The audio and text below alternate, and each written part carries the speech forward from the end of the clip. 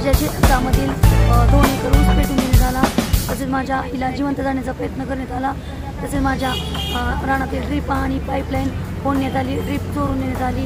तसेच माझ्या गावातील हे लोक मला माझ्या कुटुंबाला खूप त्रास देत आहेत। माझ्या शेतामध्ये ट्रॅक्टर नांगरणीसाठी आले असता, ट्रॅक्टर नांगरणी आले असता त्या शेतातील ट्रॅक्टर चालकाला धमकी दिले जातात। तसेच आम्हाला शेतामध्ये येऊ दिलं जात नाही, तू जर घर सोडून बाहेर आली तर पाठलाग माझा करते। तसेच मला जीव मारण्याचे धमकी दिले जात आहेत। तसेच आज मला माझ्या कुटुंबावर शारीरिक, मानसिक आणि आर्थिक त्रासामुळे आम्ही खूप वैतागलेलो आहोत। आज माझ्यावर आणि माझ्या कुटुंबावर शेतपडीक असल्यामुळे आज जीवन जगणं असह्य झाले आहे।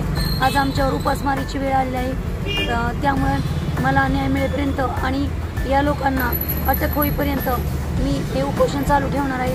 ही माझी भाऊजाई आहे प्रतीक्षा अण्णासाहेब पोळ, तसे तिचे 2 मुली आहेत। यांना घेऊन मी जोपर्यंत मला माझ्या कुटुंबाला न्याय मिळत नाही आणि या गुंडगिरी प्रवृत्तीच्या लोकांना अटक होत नाही तोपर्यंत हे उपोषण मी चालू ठेवणार आहे।